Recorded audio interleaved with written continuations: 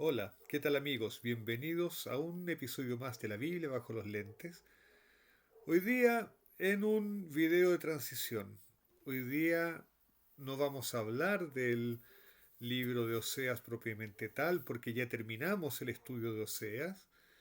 Pero antes de empezar otro estudio, quiero cerrar esta etapa con un epílogo al estudio del libro de Oseas. Y este epílogo es muy especial. Lo vamos a estudiar en el libro de Isaías. El relato que vamos a estudiar lo vamos a estudiar en el libro de Isaías.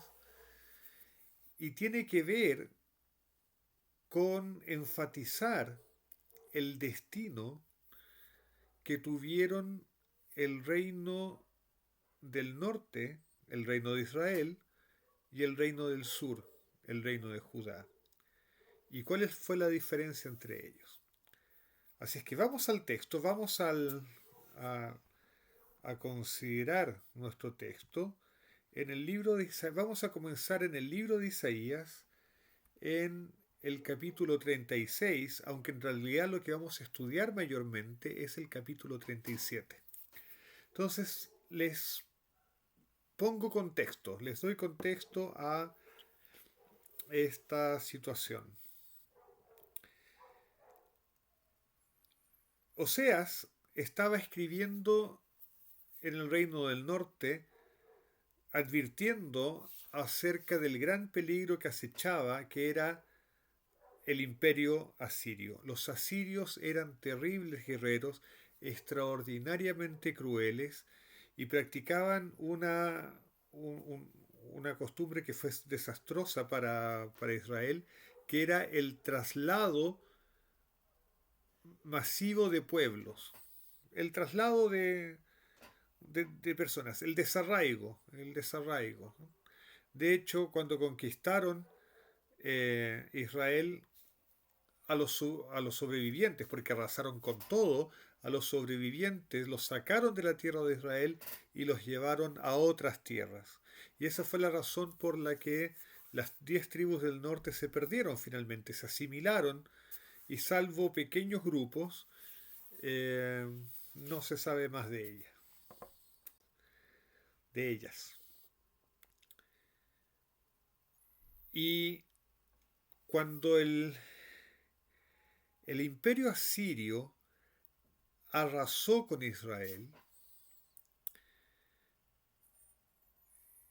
todo el mundo sabía que iba a continuar haciendo el imperio asirio. El imperio asirio iba a continuar su labor de conquista hacia el sur, hacia el reino de Judá. Y fue efectivamente lo que pasó. Muchos refugiados del reino del norte bajaron también para el reino de Judá. Por eso es que entre los judíos actualmente en realidad hay descendientes de todas las tribus, porque recibieron muchos refugiados. Y dicho sea de paso, entre los refugiados había tesoros incalculables, de incalculable valor. ¿Cuál era ese tesoro? Toda la literatura religiosa principalmente desarrollada en el Reino del Norte. Literatura del Reino del Norte son las historias de Elías, las historias de Eliseo, el libro de Jonás. eh, Todas esas son historias relacionadas con el Reino del Norte. Y los refugiados llevaron todos esos libros, todos esos escritos hacia el sur, y en el sur fueron compilados, pero esa es otra historia que les voy a contar en alguna otra ocasión. El caso es que ahora lo- los únicos sobrevivientes de, de, de los hijos de Israel en general, ¿no? Del pueblo de Israel, era la tribu de Judá y la tribu de Benjamín, que estaban en el reino del sur, y los refugiados que habían llegado del norte. Y el ejército de Asiria estaba avanzando, estaba avanzando, estaba avanzando hacia el sur, y entró en el reino de Judá y conquistó las ciudades que conquistó muchas ciudades del reino de Judá, y finalmente llegaron a Jerusalén y rodearon a Jerusalén. Y Jerusalén era prácticamente lo único que sobraba de los israelitas.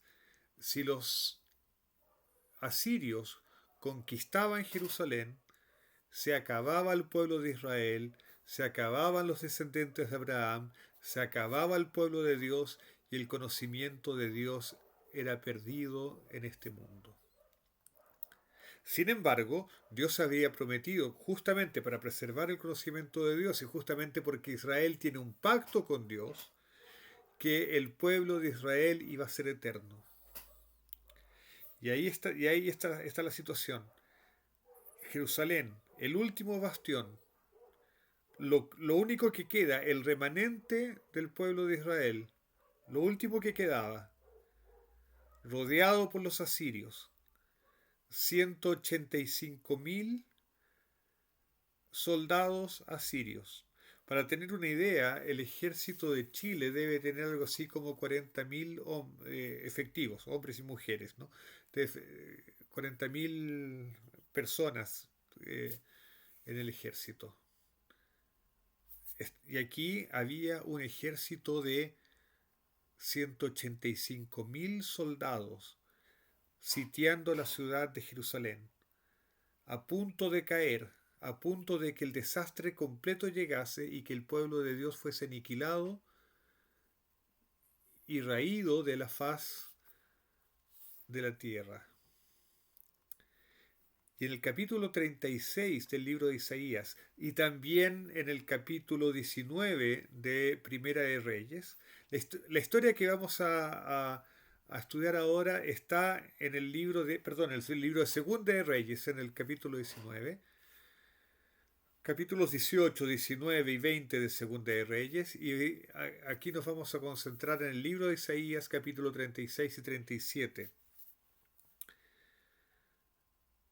Por favor, léanlos. Aquí vamos a ver algunas cositas solamente, pero por favor lean esos pasajes. Segunda de Reyes, capítulo 18, 19 y 20, y en Isaías, capítulos 36 y 37, que es lo que vamos a ver ahora. Y ahora, en el Isaías, capítulo 36, versos 3 en adelante,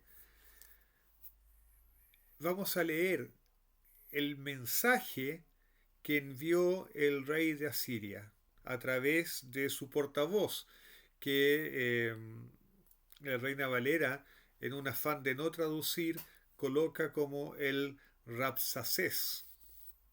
En hebreo se dice Rav Shaka. Rav Shaka es el copero mayor. ¿Okay? Entonces el copero mayor no era solamente aquel que servía vino en la copa del rey, sino era también el portavoz, era un oficial era un ministro de la corte del rey, entonces actuó como portavoz en este caso. Entonces dice así, Isaías capítulo 36, versículo 3 en adelante, dice así: el Rabsacés, o el Rabsaces, se puso en pie, gritó a gran voz en la lengua de Judá, en hebreo, ¿no? Y dijo: escuchad las palabras del gran rey, el rey de Asiria. Así dice el rey: que no os engañe Ezequías. Ezequías era el rey de Judá. Que no os engañe Ezequías, porque él no os podrá librar, ni que Ezequías os haga confiar en el Señor, diciendo: ciertamente el Señor nos librará, y esta ciudad nos será entregada en manos del rey de Asiria. No escuchéis a Ezequías, porque así dice el rey de Asiria: haced la paz conmigo, y salid a mí, y coma cada uno de su vid, y cada uno de su higuera, y beba cada cual de las aguas de sus cisternas, hasta que yo venga y os lleve a una tierra como vuestra tierra, tierra de grano y de mosto, tierra de pan y de viñas. Cuidado, no sea que Ezequías os engañe diciendo: el Señor nos librará. ¿Acaso alguno de los dioses de las naciones ha librado su tierra de las manos del rey de Asiria? ¿Dónde están los dioses de Amat y de Arfad?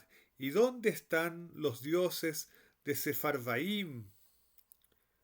¿Cuándo han librado ellos a Samaria de mi mano? Samaria ya había caído, ¿no? ¿Quiénes de entre todos los dioses de estas tierras han librado su tierra de mi mano para que el Señor libre a Jerusalén de mi mano? Vean este mensaje terrible. Primero, el portavoz del rey de Asiria sabía hebreo. Probablemente había sido un judío renegado que se pasó al lado del enemigo, ¿no? Y su argumento es sencillo.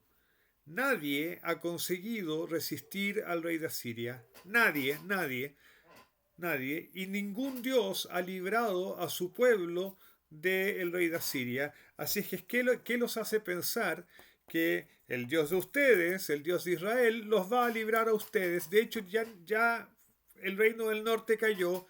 Casi toda Judá está conquistada. Solo falta Jerusalén. Solamente falta Jerusalén. ¿Qué les hace pensar que Dios los va a librar? Ningún Dios ha podido librar a nadie del rey de Asiria. Tampoco el Dios de ustedes. Así es que ustedes tienen dos alternativas. Una, morir. Y la otra, hacer las paces conmigo. Y yo los voy a tratar bien, solo que los voy a trasladar de aquí, no los voy a dejar que ustedes vivan acá, los voy a llevar a otro lado y ustedes se van a asimilar y van a dejar de existir como pueblo, como sucedió con los israelitas del reino del norte. Fíjense la tremenda, cómo está calculado este mensaje para desmoralizar a los habitantes de Jerusalén, para hacerlos perder su fe y pensar que la única salida, que el único salvador posible es justamente el enemigo que viene a destruirlos. Bueno, de más está decir, y si nos ponemos homiléticos, es que eh, eso es lo que el mal hace con nosotros, ¿no? El mal nos promete la felicidad que en realidad él nos va a negar. Él nos promete la felicidad que el mal destruye. La felicidad que solamente podemos alcanzar con Dios, la paz que solamente podemos alcanzar con Dios. El mal parece decir, ¿cómo creen en ese Dios? Hagan las paces conmigo y conmigo van a estar bien, en condiciones miserables, pero van a estar bien. Ok. Veamos cómo reaccionó el rey Ezequías. Capítulo 37, versículo 1 en adelante, dice así. Y sucedió que cuando oyó esto el rey Ezequías, rasgó sus vestidos, se cubrió de cilicio y entró en la casa del Señor. Fíjese, no fue con terno y corbata a la casa de Dios. Él fue con vestidos de lutos. La costumbre en el luto judío es cortar los vertidos, rasgar los vertidos, eso es señal de luto, y cubrirse la cabeza con ceniza y vestir ropas de material áspero, también es señal de luto. O sea, no ropas finas, ¿no? Entonces él no fue con ropas finas a la casa del Señor, fue con vestiduras de luto. Y envió entonces a Eliakim, mayordomo de la casa real, con el escriba Sebna y los ancianos de los sacerdotes, cubiertos de cilicio, al profeta Isaías, hijo de Amós. Y ellos le dijeron así dice Ezequías, este día es día de angustia, de reprensión y de desprecio, pues hijos están para nacer, pero no hay fuerzas para dar a luz. Miren el dramatismo de la imagen. Tal vez el Señor tu Dios oirá las palabras del Rabsés, a quien su señor, el rey de Asiria, ha enviado para injuriar al Dios vivo, y lo reprenderá por las palabras que el Señor tu Dios ha oído. Eleva pues una oración por el remanente que aún queda. Y vamos a parar por aquí porque vamos a analizar estos versículos que son muy, muy, muy interesantes.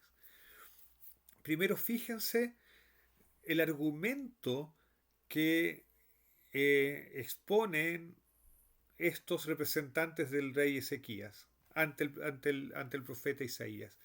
Dicen aquí, miren, aquí no estamos hablando del prestigio del rey, no estamos hablando del prestigio de nuestro país, no estamos hablando del bienestar del rey, ni siquiera estamos hablando del bienestar del pueblo, estamos hablando de la honra de Dios.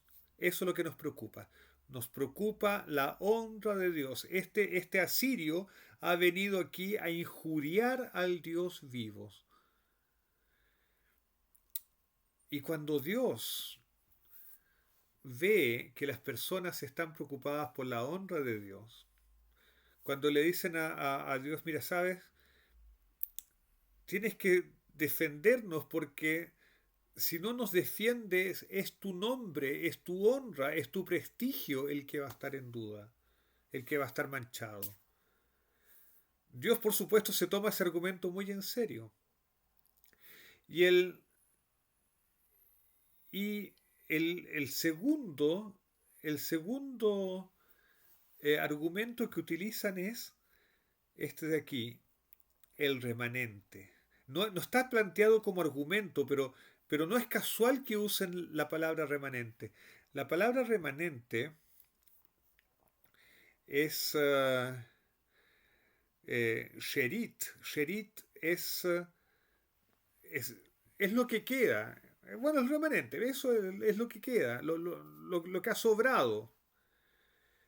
Y lo que está en juego aquí es justamente que si Dios no hace nada, el pueblo de Israel va a desaparecer. El pueblo de Judá va a desaparecer. No va a haber más, no va a haber nada más. Y Dios ha prometido que el pueblo de Israel es eterno. Es la promesa que le hizo a Abraham. Así que hay dos argumentos. Uno es tu honra la que está en juego porque vinieron a insultarte. Y segundo, es tu promesa la que está en juego. Y solamente queda un remanente. Sigamos adelante. Cuando llegaron los siervos del rey Ezequías ante Isaías, éste les dijo, así diréis a vuestro Señor, así dice el Señor, el Eterno, no temas por las palabras que has oído, con las que los siervos del rey de Asiria me han blasfemado. He aquí, pondré en él un espíritu, oirá un rumor y se volverá a su tierra, y en su tierra lo haré caer a espada. Entonces, esa es la promesa de Dios. Dios le dije, no se preocupen muchachos, los voy a salvar. ¿Y cómo los voy a salvar? Pondré en él un espíritu, oirán un rumor, va a volver a su tierra y ahí lo van a matar.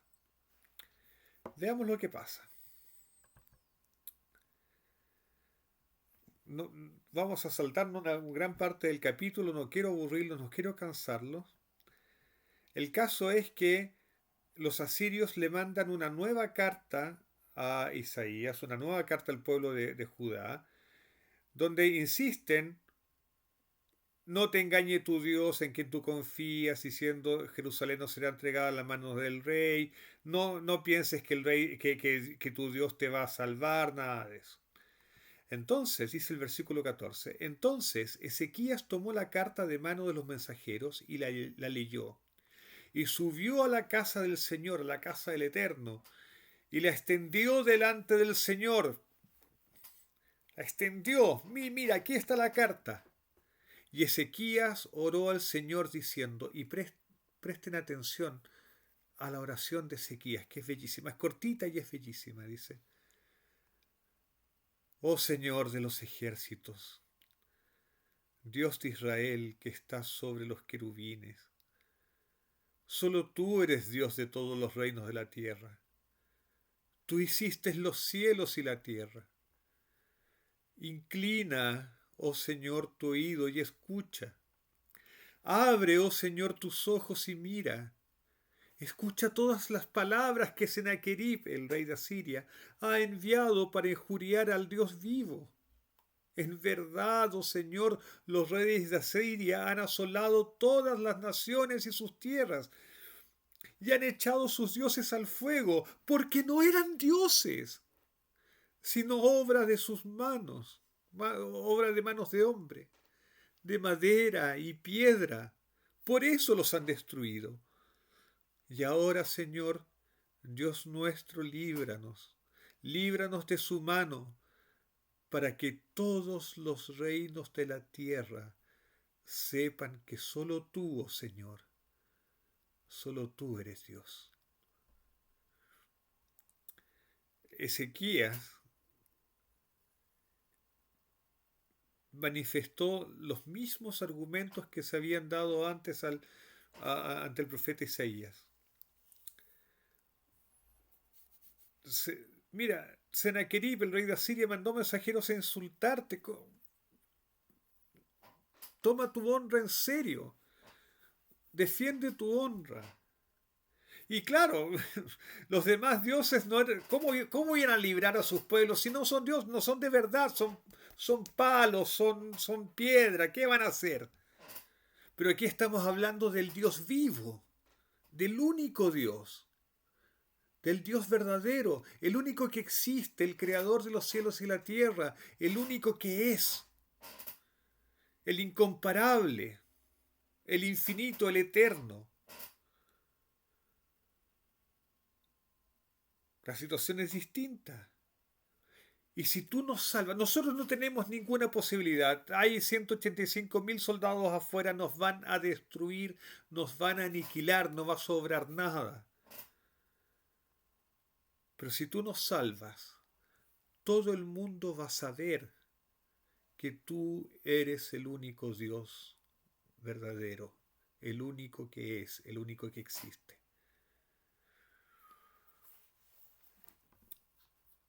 Isaías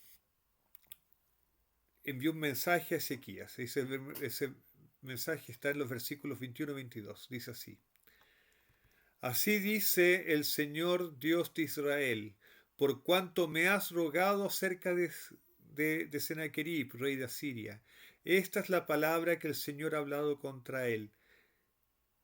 Te ha despreciado y se ha burlado de ti la Virgen hija de Sión. Ha movido la cabeza a tus espaldas la hija de Jerusalén. Fíjense la respuesta. La Virgen hija de Sión. En Israel pasaban cosas, en Jerusalén pasaban cosas, los habitantes del reino de Judá tampoco eran santas palomas, pero Dios los llama la Virgen hija de Sión. Este reino pequeño, este reino que el rey de Asiria podría borrar con un dedito, con un soplo, que es imposible que resista militarmente al rey de Asiria. Ese reino pequeño, la Virgen hija de Sión, se ha burlado de ti y te ha despreciado. A ti, rey de Asiria, no vas a poder conquistar a Sión. Y la respuesta sigue, nosotros la vamos a saltar porque no quiero aburrirlo. Pero os quiero contar lo que sucedió. La Biblia no lo dice, pero la tradición judía dice que el día en que Ezequiel oró delante de Dios suplicando por salvación era el día de la Pascua. Y ustedes saben que la Pascua celebra la libertad, ¿no es cierto? La gran redención que Dios proveyó al pueblo de Israel de Egipto, de la liberación de la opresión en Egipto, de la esclavitud en Egipto. Es un día de libertad, es un día de redención. Pero este día de Pascua, Jerusalén estaba rodeada, a punto de ser destruida. Y dice la tradición judía que Ezequiel y todos los habitantes de Jerusalén, incluyendo los refugiados que habían llegado del reino del norte, comieron la Pascua y se fueron a dormir, habiendo escuchado la promesa de Dios de que iban a ser librados, pero con la angustia de que los asirios podían matarlos en cualquier momento. Y se fueron a dormir, pensando que podría ser la última noche de sus vidas. ¿Y qué sucedió? Sucedió lo que está escrito en el versículo 36. Y dice así: Y salió el ángel del Señor, e hirió a 185,000 en el campamento de los asirios. Cuando los demás se levantaron por la mañana, cuando los habitantes de Jerusalén se levantaron por la mañana, he aquí, todos eran cadáveres. De hecho, se sorprendieron porque no había ruido de ejército afuera. Y se pararon en la muralla y levantaron la cabeza con miedo por sobre la muralla, y lo único que vieron fueron cadáveres, y no había noticias de un alma viviente fuera de las murallas.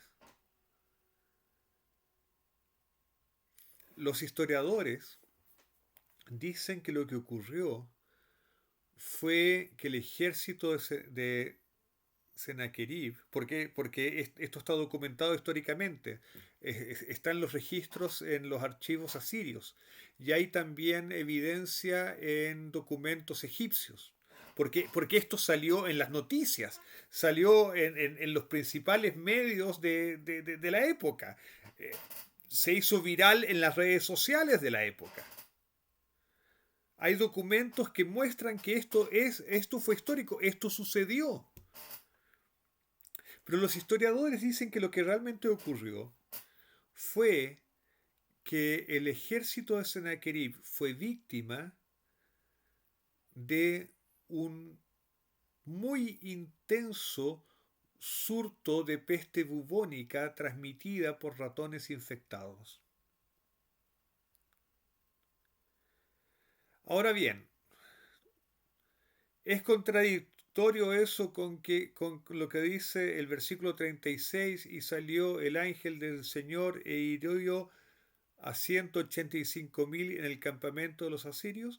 No, porque a veces, mis queridos amigos, el ángel del Señor puede ser una rata infectada con peste bubónica. Sí, mis amigos. A veces una rata infectada con peste bubónica puede ser el ángel del Señor. El caso es que ese día sucedió lo improbable, lo imposible, lo astronómicamente improbable. La pequeña ciudad de Jerusalén fue librada del poderoso ejército asirio. Eso en historia podrá llamarse un afortunado encuentro de circunstancias. Nosotros lo llamamos milagro. Verso 37. Entonces Sennacherib, rey de Asiria, partió y regresó a su tierra y habitó en Nínive.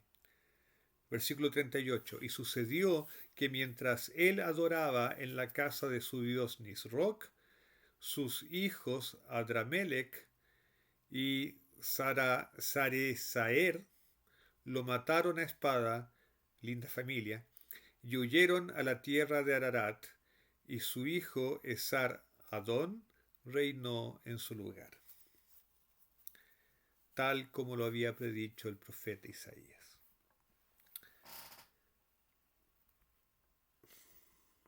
Mis queridos amigos. Eh, Espero que les haya gustado recordar esta historia, porque seguramente ustedes la conocían. Y yo lo que quiero enfatizar en este video es lo siguiente, es el contraste entre lo vivido por el reino del norte y lo vivido por el reino del sur. En, Hacia el final del libro de Oseas, nosotros leímos cómo Dios le suplicaba al reino de Israel y decía, tú te has rebelado contra tu ayuda, contra el único que te puede ayudar. Tú prefieres hacer alianzas con Egipto, hacer alianzas con Asiria, y al único que te puede ayudar, al Dios vivo, tú lo desprecias.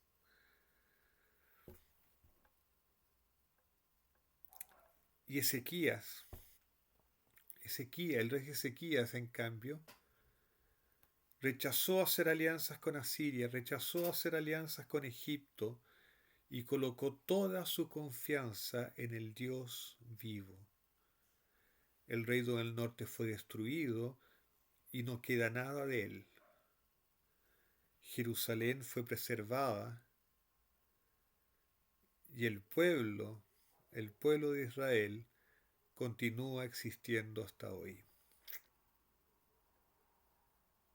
Y el texto que legaron a la humanidad, la Biblia, continúa siendo fuente de vida para todos nosotros.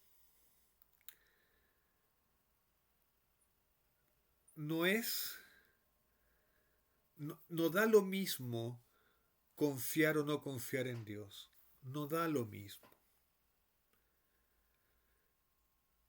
Y en este caso es patente la diferencia. Que Dios nos ayude, que el Señor nos ayude, que el Eterno nos ayude a escoger a nuestros amigos, a percibir dónde está realmente la ayuda, a incluso en los más terribles momentos tener la serenidad suficiente para recordar que la única ayuda proviene de Dios. La única ayuda, el único Salvador es Dios. No son los bancos, no son los poderes políticos, no son los poderes efímeros de nuestro mundo. El único es Dios. La historia lo comprobó y la historia lo seguirá comprobando. Que tengamos un lindo Shabbat, que podamos emocionarnos con nuestro Dios y nos vemos en una próxima ocasión. Chao, chao.